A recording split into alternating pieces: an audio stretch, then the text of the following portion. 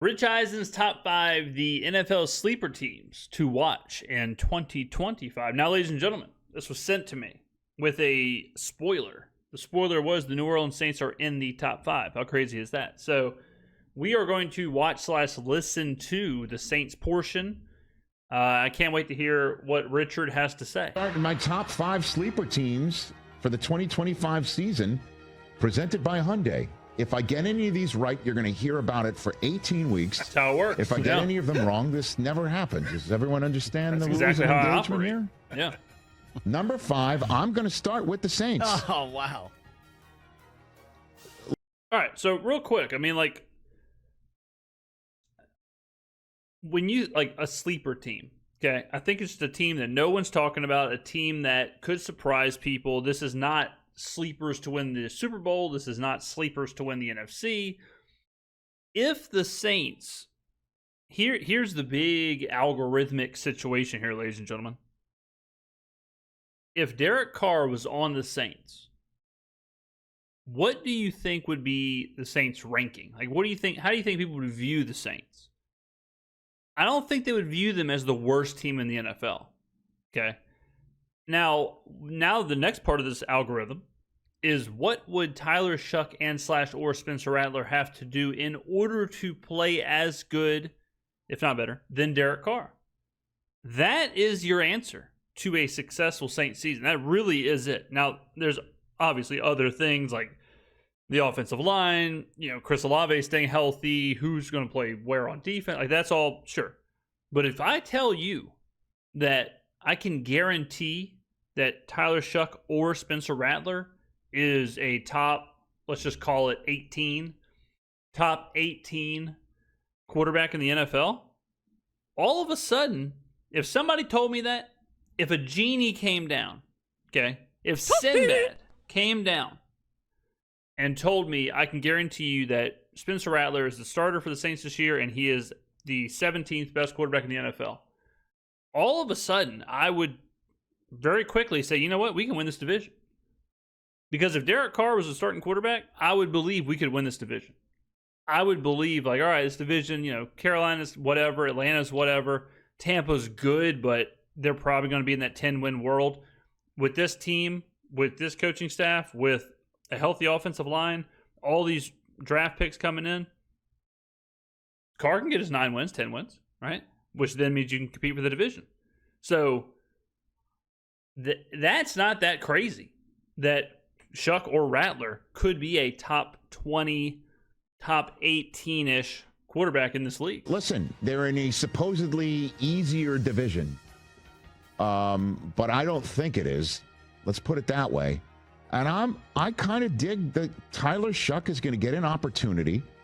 And you look at, notwithstanding the win-loss game that just got played, I mean, they do have a home date to start with the Arizona Cardinals. The schedule, I mean, they have a 4th place in the division schedule, so it's an easier schedule. Obviously, in every schedule in the NFL, none are easy, relax. But there are certainly winnable games, and there are coin flip games on there. And when I've made this point before, but Tyler Shuck is a total unknown. And if he's the starter, if you are going to factor in the chance that he is horrible, you have to also factor in the chance that he is good. And if he is good, that answers pretty much all of the questions that people have about the Saints. All of the questions I have heard are the same. They are, well, who's their quarterback? Well, Tyler Shuck and Spencer Rattler. Oh, Saints suck. But if all of a sudden that one component is changed to being a question mark to being good or above average or whatever, the outlook for this team is very different. And in a division where you get to 9-10 wins, you are let's just say 9. You get to 9 wins, you are absolutely competing for this division. You might not win it, but you are absolutely in contention. And the 49ers, it's not an easy schedule. All right, so the schedule, like Arizona's a tricky game. I don't think a lot of people are talking about it, but Arizona is a team that can take advantage. I mean, so can San Francisco, but and so can Seattle, but like some of these teams are more versed in what like Brandon Staley's going to want to do defensively because they've seen it before. They understand it a little better, whereas the Saints are still kind of getting used to it, so they may kind of have the jump on it. But whatever, Arizona and San Francisco at home. You start off boom, boom at home. Okay.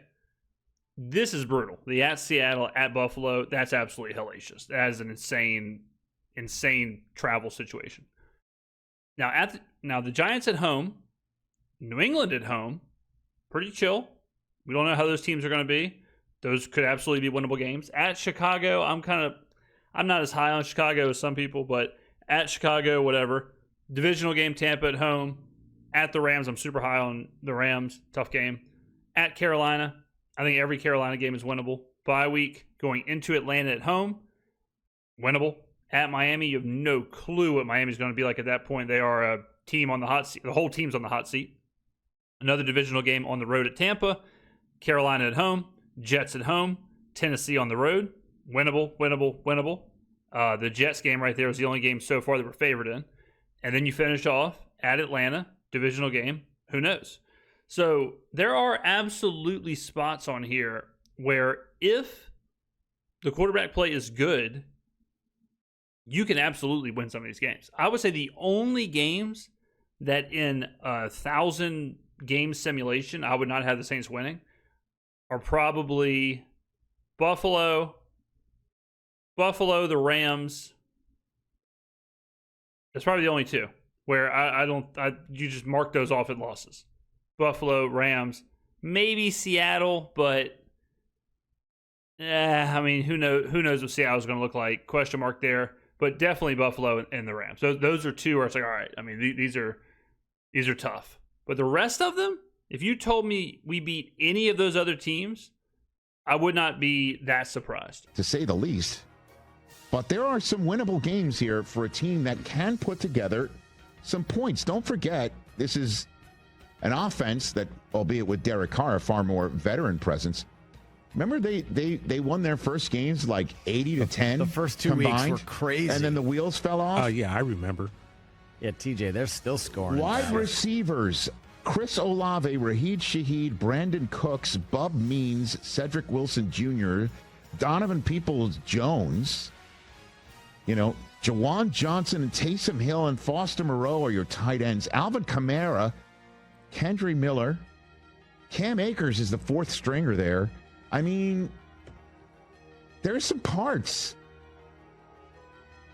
I mean, there really are. He just read off, obviously a lot of the players that he read off are non-factors. Some are hurt. Some are not going to play. Not naming Devin Neal, but naming Cam Akers. It is what it is. But you look at a team like Cleveland, and I know I keep picking on Cleveland, mostly because they're absolute ass. But you look at a team like Cleveland, and you look at their wide receivers, you look at Carolina's running backs, you look at a lot of other bad teams. They have spots on the team where you're like, man, this is completely devoid of talent. You look at the Saints, Chris Olave, Rashid Shaheed, Brandon Cooks, pretty good. Okay, there's a lot of teams that would rather have that wide receiver group than their own. Atlanta, all right. Alvin Kamara, damn good. Now, I happen to think that the Saints are going to have a really good offensive line. Let's just call it a top 10 offensive line. Let's just meet in the middle. Jawan Johnson, whatever you think of Jawan Johnson. That ain't bad offensively. That ain't bad at all. Not whatsoever. And that's not even factoring in Kellen Moore. Not even factoring in a brand new staff. I'm just throwing it out there, man. I could see them winning week one. Well, I mean, I could see them being a sleeper team where they're better than you think. Playoffs, I don't know. Which is what, though? I don't know. 7-10, maybe? Okay, great question. 7, 8, 9 wins, I think is possible, and that would absolutely be enough to be a quote-unquote sleeper team. Because as of right now, everyone's been saying the Saints are going to be the worst, not just a bad team, the worst team in the NFL. And I think that's kind of crazy that they're just far and away the worst team in the NFL when they weren't even the worst team in the NFL last year. right? Like that's part of this whole thing that I can't shake is that if we should have been the worst team in the NFL last year because we were playing with practice squad players. We were playing with players who aren't in the league. We were playing with basically the replacements. 70% of our offense at one point was hurt. We had a 5th-round rookie quarterback starting on a whim. Okay? We had a fired head coach, an interim head coach. We had a first-year, like it was just a disaster. We didn't have a defensive coordinator. If we weren't the worst team in the NFL last year, why would our numbers go down? And the only way we're going to be the worst team in the NFL this year is if those numbers do go down, if those metrics do go down, because we've looked at the DVOA a million times. We were like 21st on offense, like 25th on defense. Teams like Carolina was the only one team in the NFL last year gave up more than 500 points, and that was Carolina. Okay? That's it. So some other teams, Carolina, Cleveland, I don't have to go through it, who ranked 32 in virtually every metric, those are the teams that have to get a whole lot better to not be the worst team in the NFL. But the Saints, if they're just the same as last year, which would be crazy, right? Because you're getting all the injured players from last year, now they're healthy. So it's like, how could they possibly be the same? But even if they were the same, they would not be the worst team in the NFL. And if they just get marginally better, and they get marginally better on defense or offense, which you would think they will, all of a sudden, boom, sleeper team. Now you factor in the coaching. Now you factor in, well, what if Tyler Shuck's really good? What if Spencer Rattler's really good? What if these 9 draft picks are really good? Well, it's going to improve as the list goes further here. All right. Number 4, your pay. There you go. So, not exactly splitting the atom analysis from Richard, but hey, this is much better than just the good old-fashioned, Saints, lulz, Keck W, lulz, Omega lulz, suck, put them down in the Shiloh Styles tier of suck, F minus, number 32. That's better than that. So, all right, ladies and gentlemen, who does it better than me? Buy a shirt, buy a freaking mug.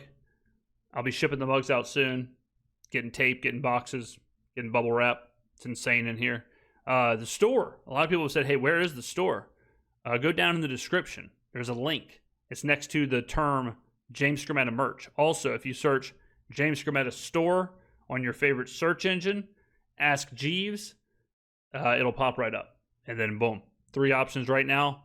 I think hats are going to be the next thing out there. I think hats are going to be the next thing. I got a couple hat prototypes I like. I got to go. Hats are very specific. You gotta feel the hat. So I need to go to the actual merch places and try on the hats and make sure that they're up to my level of standard. But okay, thank you for watching. Did you think it froze? See you in the next video.